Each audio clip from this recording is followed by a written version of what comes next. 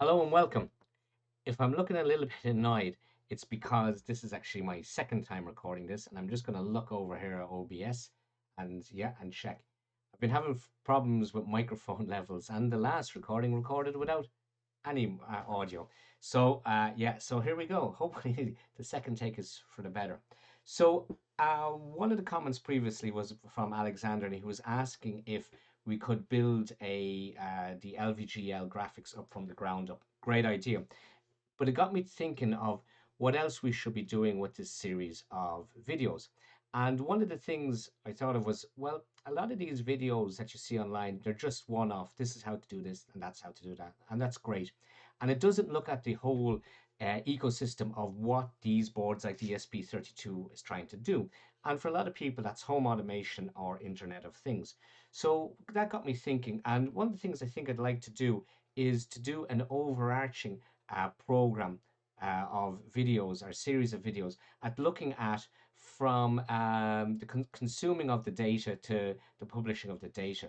So what I'm suggesting we'll look at is we'll use an ESP32. Now I have an asterisk against this because this really you need a second one, but you don't have to. You can see in a second how we'll get away without a second one.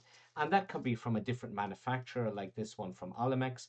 Put up the links for these ones. It could be a SparkFun one. This Olimex one is nice because it actually has Ethernet plus has an external aerial and has a nice little connector that you can plug in a little COM port, so you get an extra one. This one is nice, and these are both relatively cheap. I think they're 20-25 euros, that sort of a way. Could be another one of these, or you might want to get another ESP32.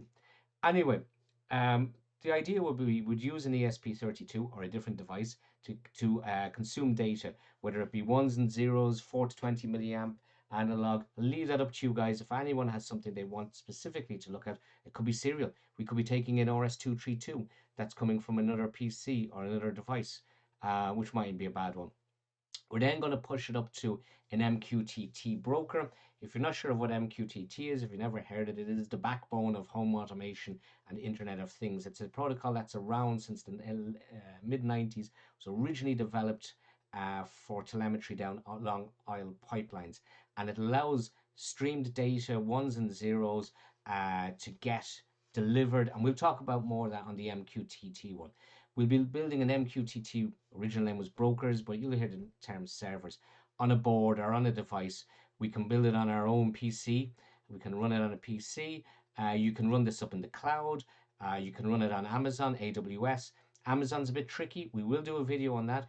You have to upload certificates and you have to do a bit more jumping through hoops for security with the Amazon one, but it's a good project. It means you can have using a cloud-based one, and there are free ones. We'll look at Nodes02, which is a Spanish one, which gives you a free broker that you can set up, and you can actually have nice visualizations on it. That can be up in the cloud. So your sensor that's picking up your data, whether it be serial or analog or digital, can be in one part of the world or the house, and it's pumping up to the cloud, or it can be pumping up to a local PC. We will do it with a local PC, whether Windows based or Linux, doesn't matter.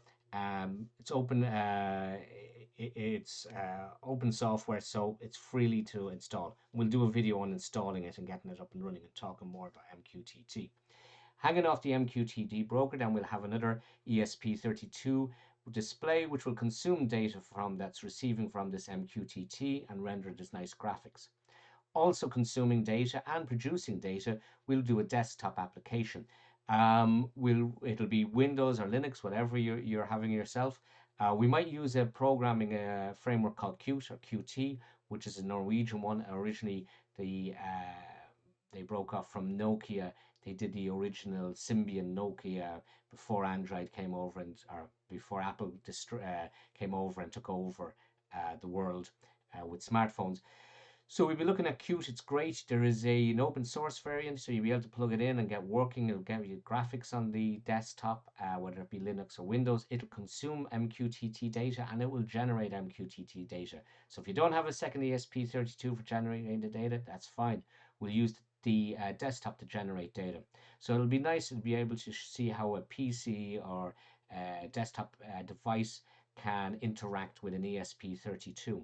We'll also, way down the road, but we'd also be great if we can put a back end onto it. So this would be something running Node.js. So this will be consuming data off it and generating graphics, not graphics, web pages. So then you can go on with an Android or an Apple phone. You don't need to have an Android or an Apple application built and up on the App Store.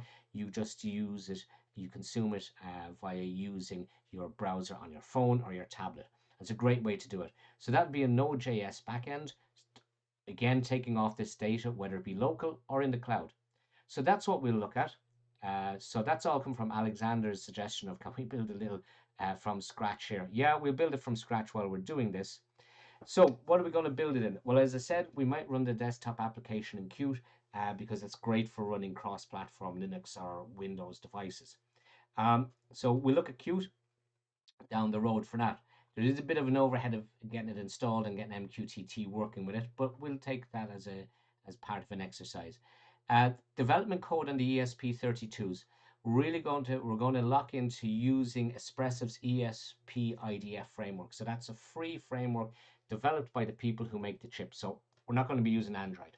So we're going to be using the ESP-IDF. It's a great way to see the real power of these devices. We'll be using free RTOS for the operating system on those devices. Now, Espressif have released their API in two flavors, one from Visual Studio Code and one for Eclipse. I've had no experience of installing it on Eclipse, so I can't help out anyone who wants to use the Eclipse route. But we will, on the next video, install it on Windows. VS Code, whether that be VS Code on a Mac or VS Code on a PC. That's up to you. If you've already done that and you have ESP-IDF working on it, well then obviously don't bother watching the next video, or do, it's up to you. But we're going to look at that in the next video. We're going to look at the ESP-IDF. I will put the links for getting the Visual Studio Code, the ESP-IDF, and the overview from Espressif on how to install it in the bottom down there in the more. Along with, if I remember, links to these devices. So have a look at that, check that out. If you want to try and install it before the next video. Now, the videos are going to be, I don't know, because I haven't done the whole couple of months worth of videos that we need for this. I haven't done that. They're not ready to go. So I'm going to be doing them as we go. And you may have noticed this isn't scripted. So what you see is what you get. So sometimes I might give a bad explanation. Hopefully I don't. And sometimes I might even call things by the wrong names, which I tend to do that a lot. So, but I am working from the top of my head with no scripts here. So yes, hopefully that's what you'd like to see. And if it is, then well, then subscribe to the channel so that you don't miss out any of the videos as they're pushed. I don't know how frequently. I aim to have one every week or 2 weeks. But like real life happens. Today, for example, I was cutting down trees, so I've only got to it now. So that's the situation with that. So hopefully you like learning a bit more about these. And yeah, if you have any suggestions on the type of data you want us to be monitoring on these, well then pop it down in the comments. If not, I'll just come up with something that makes life interesting for me. Okay, so talk to you soon. Stay safe and be good.